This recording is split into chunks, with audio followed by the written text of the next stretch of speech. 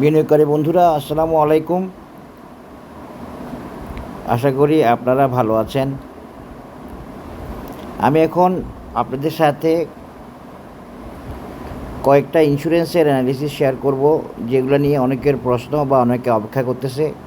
কয়েকটা বুলিশ এবং কয়েকটা বিয়ারিশ অবস্থায় আছে, এরকম কয়েকটা ইন্স্যুরেন্স। তার মধ্যে নামগুলো বলে দিই। একটা হলো তাকাফুল, তারপর হলো সেন্ট্রাল, তারপরে হলো নর্দার্ন, এবং এরপরে হলো ইউনিয়নও দেওয়ার চেষ্টা করব, 4টা।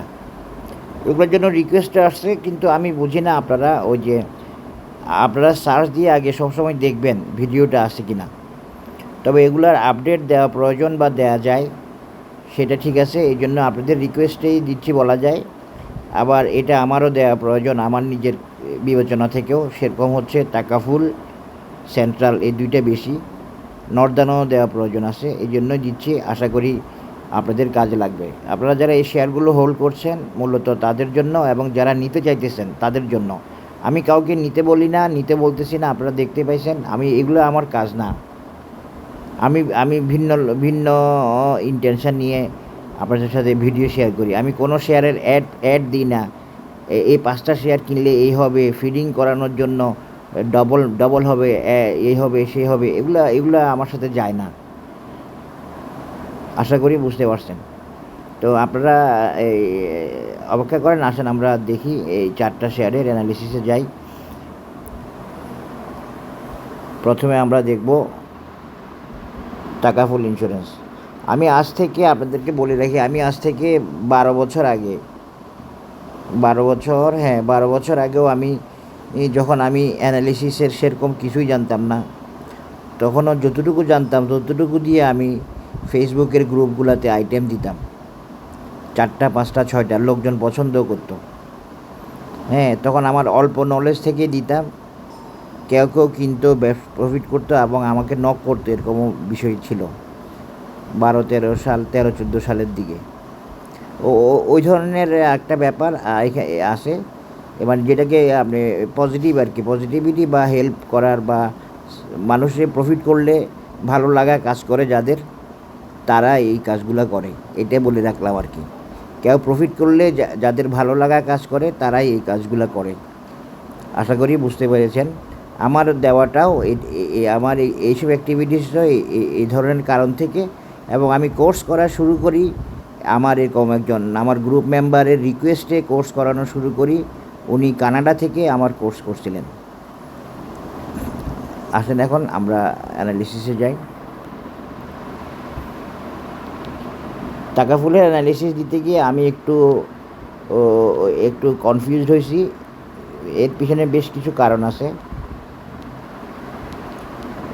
তাকাফুল যথেষ্ট বুলিশ, এবং টাকাফুল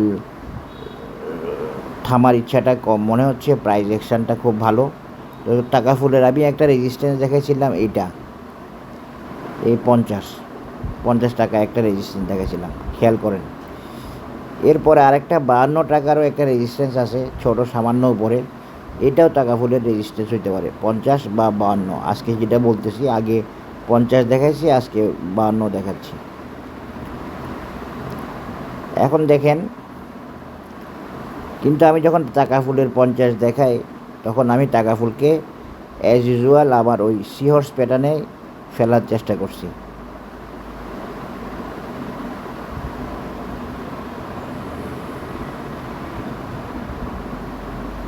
এই আবার দেখেন, ফিবোনাচি দিয়েও দেখাচ্ছি সেম। সুতরাং এই টাকাফুলের আসলে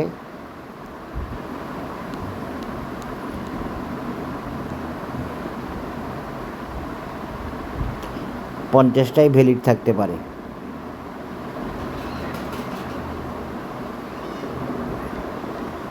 পঞ্চাশটাই ভ্যালিড থাকতে পারে, বা 50টাই ভ্যালিড বলা যায়।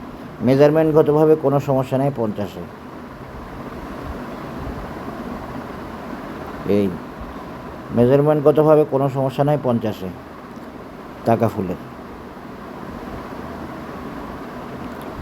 এটা একটা পারফেক্ট মেজারমেন্ট, বা এটা ওকে আছে বা ওকে ছিল। এখন এখান দিয়ে একটা রেজিস্ট্যান্স আছে, টাকা ফুলের যেটা 52, এটা আমরা 52 ধরতে পারি। এইটাও একটা রেজিস্ট্রেশন হতে পারে টাকা ফুলের 52, এর বেশি হওয়ার সম্ভাবনাটা কম। আমার কাছে এখন যেটা মনে হচ্ছে এর বেশি হওয়ার সম্ভাবনা কম। তবুও আমি আরেকটা জিনিস দিয়ে দেখব, দেখার পরে আমি কমেন্টটা করার চেষ্টা করব। 50 বা 52 এই দুইটার বেশি আশা করি এই সিস্টেমে সিহর্স প্যাটার্ন দিয়ে আসে না। আবার ফিবোনাচি দিয়ে দেখলে 50। সুতরাং এই দুইটাই থাকলো টাকা ফুলের মূল রেজিস্ট্যান্স, যেটা এতক্ষণ দেখাইছি ওইটার সাথে, এতদিন দেখাইছি ওইটার সাথে 2 যোগ করলাম, 2 যোগ করে 52 বানাইলাম। এর বেশি হওয়ার সম্ভাবনাটা কম থাকবে। এরপর আমি একটু দেখব অন্যভাবে যে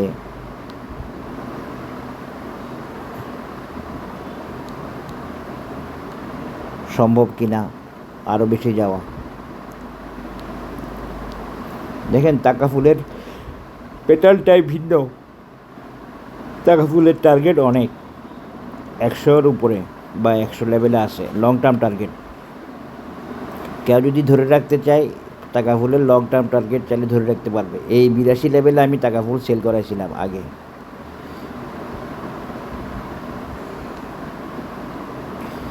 টাকা ফুলের আরেকটা টার্গেট আছে যেটা 62, এইটা আমি খুঁজতে চাচ্ছিলাম গোল্ডেন রেশি দিয়ে।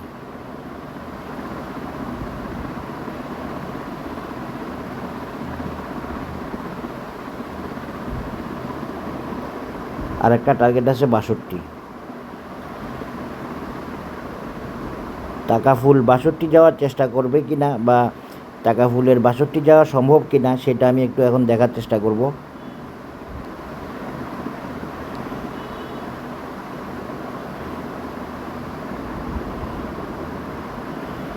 এই যে দেখেন, আমরা বিভিন্ন মেজারমেন্ট দিই, বিভিন্ন প্যাটার্ন দিই, কিন্তু মার্কেটটা আমাকে বলে দেয় না যে আমি এই প্যাটার্নে আসি বা এই মেজারমেন্টে আসি। এইটাই তো আসল টেকনিক অ্যানালিসিসের আসল সাপোর্ট রেজিস্ট্যান্সটা বের করে অ্যানালিসিসকে ওকে করা।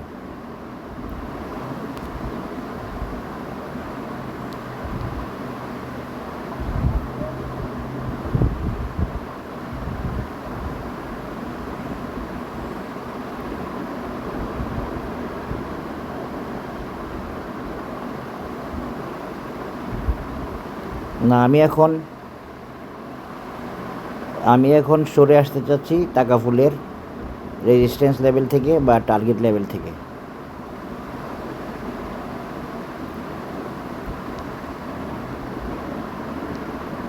টাকা ফুলের 50 বা 52 একটা রেজিস্ট্যান্স লেভেল হিসেবে থাকবে, আর একটা থাকবে হইল পরবর্তী রেজিস্ট্যান্স 62।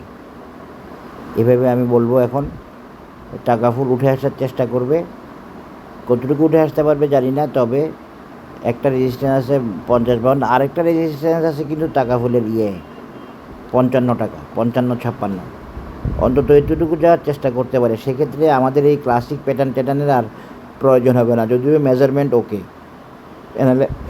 অ্যানালিসিস ওকে। তাহলে আমি টাকা ফুলের মূলত এখন আপনাদেরকে 3টা রেজিস্ট্যান্স দেখাচ্ছি, একটা 50, আরেকটা 55, আরেকটা হলো 62। এটাই হচ্ছে টাকা ফুলের অ্যানালিসিস। টাকা ফুল 62 যাওয়ার শুধু চেষ্টা করবে না, টাকা ফুলের টার্গেট অনেক ভালো আছে, ইন ফিউচারে অনেক ভালো করবে। আশা করি বুঝতে পেরেছেন। টাকা ফুলের মালিকের সাথে আমার রিলেশন আছে, আমাদের পার্টি। টাকা ফুলের মালিক আবার ওই কাট্টরি টেক্সটাইলের মালিকও টাকা ফুলের মালিক। তবে টাকা ফুলের যে মালিকের কথা বলতেছি উনি এখন ভাইস চেয়ারম্যান, আগে চেয়ারম্যান ছিল। আমার সাথে ভালো সম্পর্ক। আসেন এখন টাকা ফুলের পরে ইয়েতে যাই, সেন্ট্রাল ইন্স্যুরেন্স। এটাতে আসলে দুঃখজনকভাবে অনেক দিন স্লো। তবে আমি সেন্ট্রাল ইন্স্যুরেন্সের ক্ষেত্রে আপনাদেরকে বলি, আপনারা ধৈর্য ধরেন।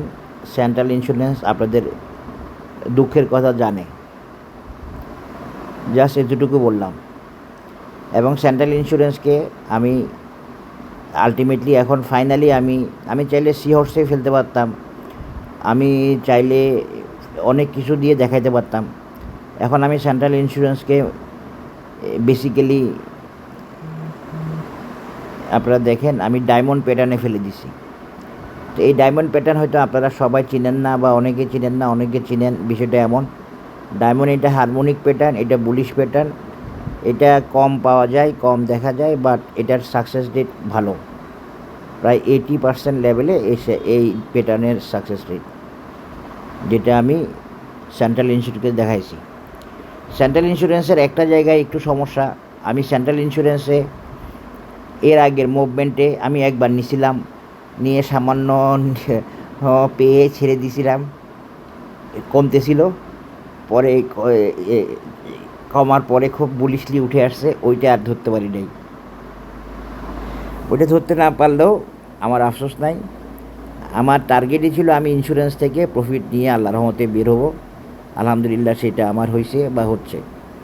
কারণ আমি জানি ইন্স্যুরেন্সের আগে কেউ মুভ করবে না, আমার অ্যানালিসিস আমি জানি। এটা আমি জানি মানে এটা 100% এরকম কথা বলার দরকার নাই।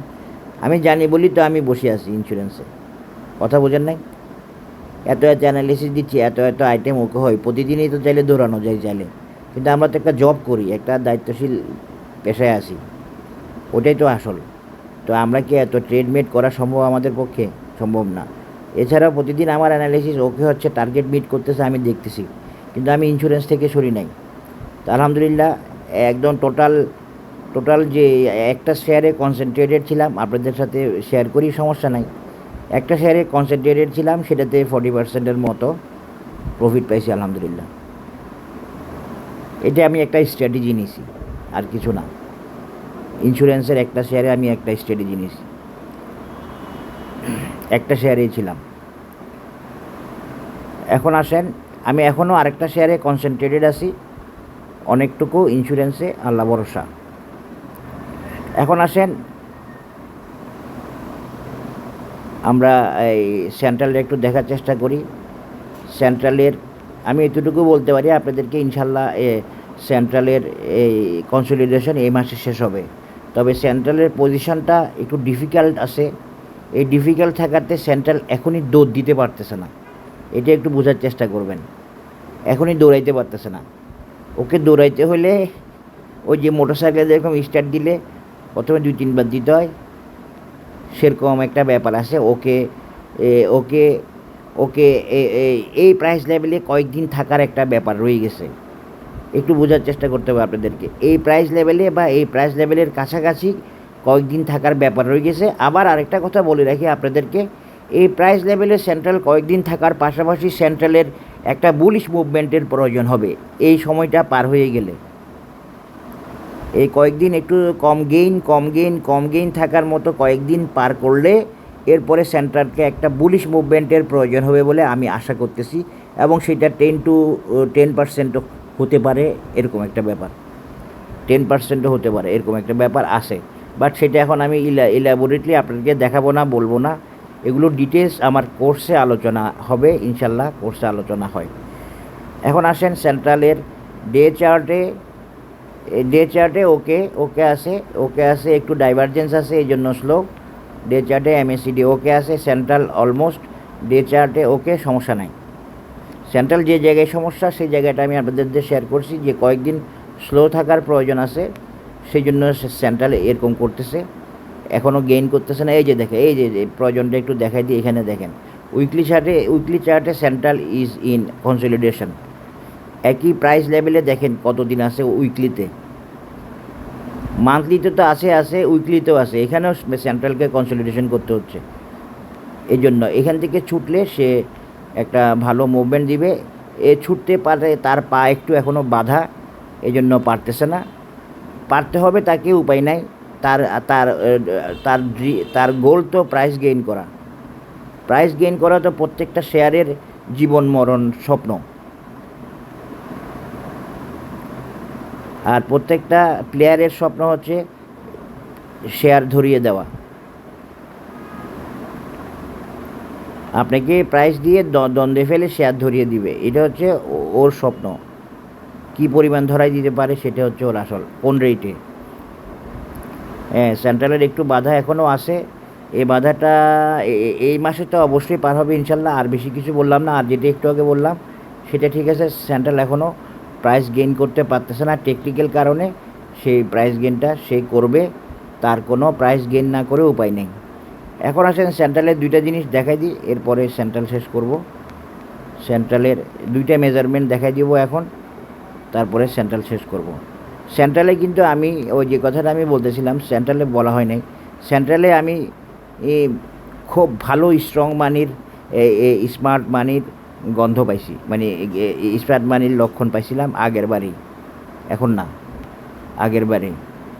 তো সেটা তো থাকারই কথা। আর স্মার্ট মানি আর কিছুই না, বেসিক্যালি আসলে স্মার্ট মানিটা কী? স্মার্ট মানিটা হচ্ছে যখন একটা শেয়ার, প্লেয়াররা তো অপেক্ষায় থাকে, পয়সাওয়ালারা তো অপেক্ষায় থাকে, মার্কেট মেকার তো অপেক্ষায় থাকে কখন সে টানবে, কখন তার ইন্ডিকেটর অসিলেটর তাকে মুভমেন্টের সিগন্যাল দিবে, বাই সিগন্যাল না, শুধুমাত্র মুভমেন্টের সিগন্যাল দিবে। যে মুভমেন্টটা হবে টার্গেট ওরিয়েন্টেড, যে মুভমেন্টটা হবে বুলিশ, যে মুভমেন্টটা হবে নতুন টার্গেটে যাবে, তখন তারা এন্ট্রি দেয়। এটা হলো মূল কথা, এর বাইরে আর এর বেশি কিছু না। হ্যাঁ, সব শেয়ারেই স্মার্ট মানি আছে ইন্স্যুরেন্সের, কারণ ইন্স্যুরেন্স এখন মুভ করবে, ওরা জানে। আমাদের দেশের লোকজন না জানলেও, আমি অ্যানালিসিস দিলেও ওরা জানে ইন্স্যুরেন্স সবার আগে মুভ করবে। ওদের সেই লেভেলের অ্যানালিস্ট আছে, ওদের ওই লেভেলের অ্যানালিস্টগুলোকে আমি দেখি না। ওরা আপনাদের সামনে আসবে না, ওরা আপনাদের চোখের সামনে আসবে না, ওই লেভেলের অ্যানালিস্টগুলা। ওরা জানে যে ইন্স্যুরেন্স সবার আগে মুভ করবে, এই জন্য ওরা ইন্স্যুরেন্সে ঢুকে আসছে সবাই। এটা ওরা জানে যে বাজার কারেকশান হবে, ওরা জানে যে টেক্সটাইল এখন টানবে না, টেক্সটাইল এরকম মরার মতো টানবে। হ্যাঁ, ওরা জানে যে ব্যাংক উঠে আসতে পারবে না, ওরা জানে যে ফিন্যান্স এখন কিছুটা উঠে আসবে, ওরা ফিন্যান্সেও ঢুকছে আশা করি। ওদের ওই লেভেলের অ্যানালিসিস আছে, ওদের ওই লেভেলের টেকনিক্যাল এক্সপার্টাইজ আছে। তো ওরা ওইভাবেই ডিল করে, ওরা ওইভাবেই ট্রেড করে। আর ওদের ওইসব লেভেলের অ্যানালিস্টকে আমরা দেখি না, দেখবো না। ওরা আমার চোখের সামনে আসবে না। এই অ্যানালিসিস আপনারা ওদের ওই লেভেলের অ্যানালিসিস আমার মতো ইউটিউবে এসে অ্যানালিসিস দিবে না। ওদের অ্যানালিস্টরা ওরা অনেক পয়সা পায়, ওরা একটা কোম্পানিকে উঠায় নামায়, আমি যেটা মনে করি আর কি।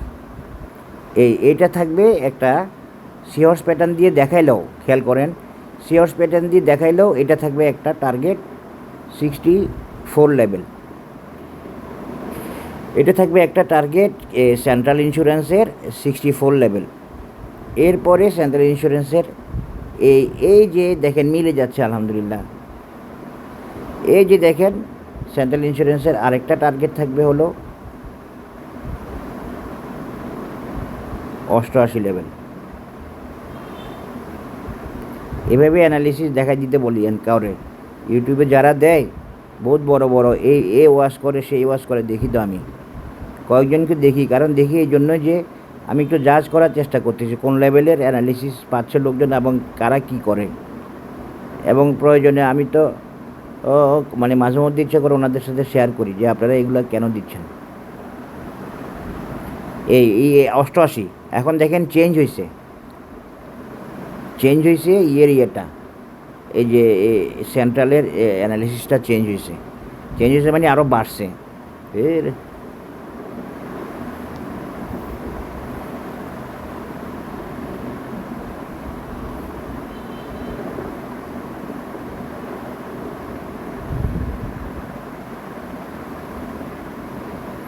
হ্যাঁ আছে, সেন্ট্রালের অ্যানালিসিসটা একটা এই টপ লেভেলের টার্গেট আছে, আরেকটা আছে 88, এটা মনে রাখবেন 88। তবে আপনারা এখন প্রাথমিকভাবে সেন্ট্রাল যারা হোল্ড করতেছেন তারা এইটা অনুযায়ী ডিল করবেন। এইখানে গিয়ে শেয়ারটা আর নাও যেতে পারে, প্রাথমিকভাবে আর নাও যেতে পারে বলতে এক্সহাস্টেড হয়ে পড়তে পারে। এই 65 লেভেলটা হচ্ছে সেন্ট্রালের একটা টার্গেট। আমি ডায়মন্ডের সাথে অন্যান্য ডায়মন্ড প্যাটার্নের সাথে অন্যান্য জিনিস যোগ করে দিচ্ছি, যেটা আসলে টেকনিক্যালি যোগ করতে বলা হয় না বা টেকনিক্যালি যোগ করার কথা নাই, সেটা আমি করে দিচ্ছি আপনাদের সুবিধার জন্য, সিদ্ধান্ত পাওয়ার জন্য। এই 65 লেভেলটা হচ্ছে সেন্ট্রালের বেসিক্যালি টার্গেট লেভেল, এটা মনে রাখবেন। এইটা এরপরে সেন্ট্রালের আরেকটা টার্গেট হলো এখান থেকে এই 88 লেভেলটা।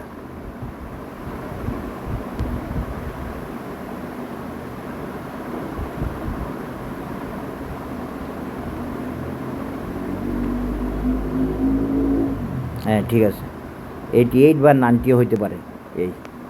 এটা হলো সেন্ট্রাল ইন্স্যুরেন্সের আপডেট। আশা করি আপনারা বুঝতে পারছেন। 66 এবং 88 এটাকেই ধরবেন। এখন সেন্ট্রালের পরে আমরা দেখব হচ্ছে নর্দার্ন ইন্স্যুরেন্স। নর্দার্ন ইন্স্যুরেন্স কি উঠতে পারবে, এটাই এখন প্রশ্ন, বা নর্দার্ন ইন্স্যুরেন্স কি করবে। হ্যাঁ, নর্দার্ন ইন্স্যুরেন্স কে একজন জানতে চাইছে। নর্দার্ন ইন্স্যুরেন্স তো নামছে, নর্দার্ন ইন্স্যুরেন্স তো নামাটাই ভালো হয়েছে, আরেকটু নামলে আরেকটু ভালো হবে। এগুলো তো আপনারা বুঝেন না। আপনারা নামতে দেখলে আপনারা ভয় পান, আর আমরা নামতে দেখলে খুশি হই, বলি যে সাপোর্টে আসছে, এখন উঠতে পারবে। কথা বুঝতে পারছেন? নর্দার্নের এই অবস্থা, নর্দার্ন সাপোর্টে আসছে, দেখেন ডেইলি চার্টে কোজেনসেনের লেভেলে আসছে। নর্দার্ন উঠবে, নর্দার্ন আরেকটু নামতে পারে, আরেকটু নামলে আরেকটু ভালো। সেটা হচ্ছে আরেকটু নামলে কতটুকু, সেটা এই লেভেলে হইতে পারে, এটা মনে রাখবে। আরেকটু নামলে আরও ভালো, 37 নামবে। আমি বলতে চাচ্ছি না নামতে পারে, বলতেছি ও না নামিয়ে উঠতে পারে। হয়তো ও যদি ওর কারেকশান শেষ হয়ে যায় তাহলে না নেমে উঠতে পারে। এখন এই কারণে সমস্যা নাই, নর্দার্ন কাভার করে আসছে, এটা হলো বড় কথা। নর্দার্ন থামবে না বলতে নর্দার্ন আরেকটু নামতে পারে। হ্যাঁ, আরেকটু নামলে ভালো হবে। এরপরে নর্দার্ন আবার উঠবে অন্তত এই 54 লেভেলে, 52 লেভেলে বা 54 লেভেলে যাওয়ার চেষ্টা করবে নর্দার্ন ইন্স্যুরেন্স। আর এখানে বিশেষ কথা নাই, এইটাই নর্দার্ন চেষ্টা করতেছে উঠে আসতে। তবে আরেকটু নামতে পারে, নাও নামতে পারে, তবে নর্দার্ন উঠে আসবে। নর্দার্ন ওই সময় নিবে, বা সময় একটু নিলেও ও নর্দার্ন উঠে আসবে, আরও প্রাইস গেইন করবে, টার্গেটে যাবে। এই টার্গেটে যাবে, এখানে এটা পুরোপুরিভাবে আশা রাখা যায়। 54-55 এখানে যাবে, পুরোপুরিভাবে আশা রাখা যায়। নর্দার্নের পরে ইউনিয়ন কী হয়েছে তো বুঝলাম না। ইউনিয়ন তো ওকে ছিল, ইউনিয়ন তো ওকে আছে, ইউনিয়ন তো উঠে আসবে। ইউনিয়নে কোনো সমস্যা নাই, ইউনিয়ন উঠে আসবে। ইউনিয়নের নিয়মে উঠে আসতেছে, কোনো সমস্যা নাই। আশা করি বুঝতে পেরেছেন। আর কোনো কথা নাই। ইউনিয়নের একটা রেজিস্ট্যান্স হচ্ছে এইটা। ভিডিও লম্বা হইলে আমার অস্বস্তি লাগে। এই ইউনিয়নের 3টা রেজিস্ট্যান্স বা 3টা টার্গেট, আজকে আরেকটা টার্গেট বাড়াই দিচ্ছি। ইউনিয়ন তো একটা টার্গেট মিট করছে রে ভাই, একটা মিট করছে। হ্যাঁ, ইউনিয়ন একটা মিট করছে। এখন তার 2টা টার্গেট বা 2টা রেজিস্ট্যান্স। একটা হলো এটা ভাইটাল রেজিস্ট্যান্স, যেটা সিহর্স প্যাটার্ন দিয়ে দেখাইছি, এই 62। এরপরে ইউনিয়নের আরেকটা রেজিস্ট্যান্স আছে, যেটা হলো এইটা 76। এরপরে তোর ইউনিয়নের আরও রেজিস্ট্যান্স আছে, আরও টার্গেট আছে, সেগুলো তো আমি এখন দিচ্ছি না। কথাটা বুঝে নেবেন, সেগুলো এখন দিচ্ছি না। সবাই ভালো থাকবেন, ধন্যবাদ, আসসালামু আলাইকুম।